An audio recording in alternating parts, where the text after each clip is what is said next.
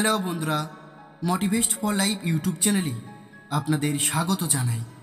আজকের গল্পের মূল বিষয় হলো সত্যমেব জয়তে, অর্থাৎ শুধুমাত্র সত্যেরই জয় হয়।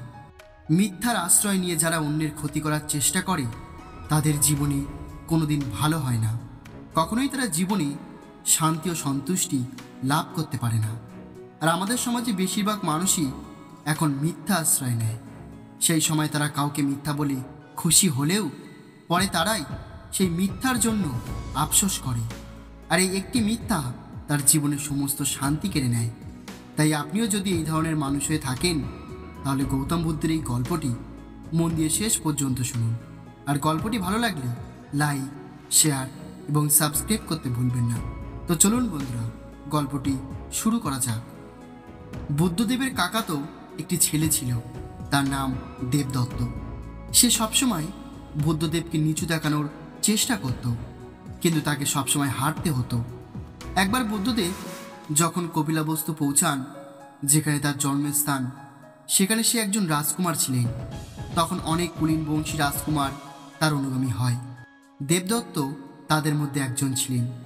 কিছুদিন পর দেবদত্ত কিছু জাদুশক্তি লাভ করেন। আর একবার তার প্রদর্শন মগধের মহারাজ অজাতশত্রুর সাথে হয়, যেখানে সে সম্রাট অজাতশত্রুর সামনে একটা ছোট্ট বালকের রূপে প্রকট হন, যার মাথায় সাপ জড়িয়েছিল। তখনই সম্রাট অজাতশত্রুর চোখে সে একজন মিষ্টি বালকের মতো হয়ে ওঠে। সম্রাট তাকে খুবই ভালোবাসার দৃষ্টিতে দেখতেন।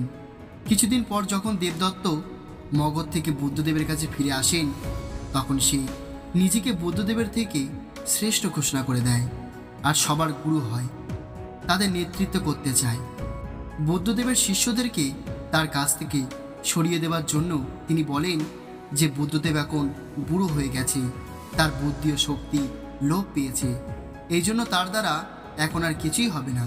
কিন্তু যখন বুদ্ধদেবের শিষ্যরা দেবদত্তের কোনো কথাই না শোনে, তখন বুদ্ধদেবের সঙ্গের প্রতি দেবদত্তের ঘৃণা অনেক বেড়ে যায়। এখন সে বুদ্ধদেবকে অপমান করতে আর তাকে নিচু দেখানোর উপায় খুঁজতে শুরু করে, কিন্তু কোনো রকম কোনো সুযোগ সে করে উঠতে পারে না, কারণ সকলেই মহাত্মা বুদ্ধকে খুব ভালো করেই জানতেন।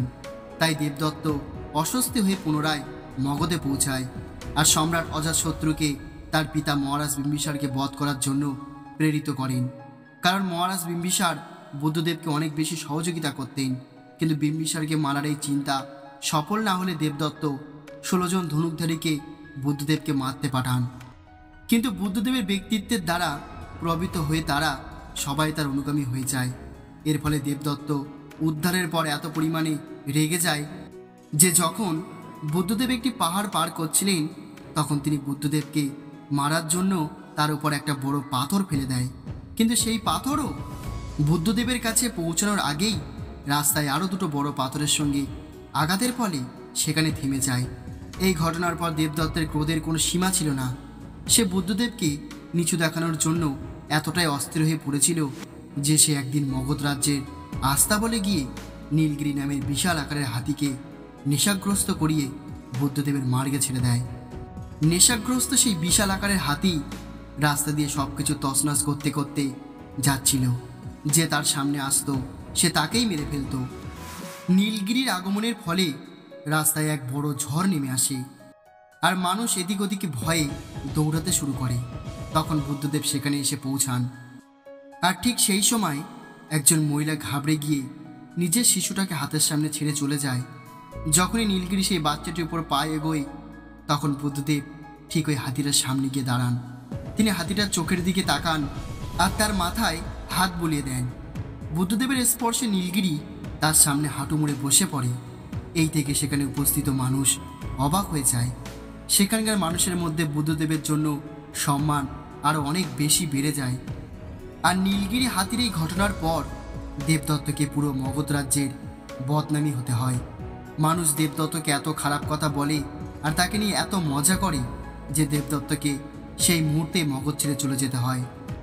তো বন্ধুরা, এই গল্পটি থেকে আমরা এটাই শিখতে পারি যে সত্যমেব জয়তে, অর্থাৎ শুধুমাত্র সত্যেরই জয় হয়।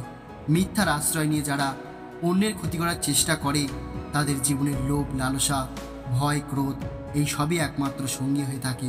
কখনোই তারা শান্তি ও সন্তুষ্টি লাভ করতে পারে না, বরং শেষমেশ তাদের বদনামের শিকার হতে হয়। যেমনটা বর্তমান সময়ে আমরা প্রায়ই কোনো মানুষ এবং নেতা মন্ত্রীদের সাথে দেখছি। তাই আমাদেরকেও জীবনে সবসময় সৎ পথে অর্থাৎ সত্যের সাথে চলা উচিত। তাহলেই আমরা একসময় আমাদের জীবনের লক্ষ্যে পৌঁছে চরম শান্তি লাভ করতে সফল হব। কারণ সত্যমেব জয়তে, সত্যের জয় নিশ্চিত, সত্যের জয় নিশ্চিত। তো বন্ধুরা, আশা করি এই ছোট্ট গল্পটি থেকে আপনি কিছু শিখতে পেরেছেন। আর আপনি যেটুকুই শিখেছেন তা কমেন্ট করে অবশ্যই আমাদের জানাবেন। আর গল্পটি ভালো লাগলে লাইক, শেয়ার এবং সাবস্ক্রাইব করতে ভুলবেন না। আর গল্পটি শেষ পর্যন্ত শোনার জন্য আপনাদের অসংখ্য ধন্যবাদ জানাই। ভালো থাকবেন, সুস্থ থাকবেন। আবারও আসবো আগামীকাল নতুন একটি গল্প নিয়ে।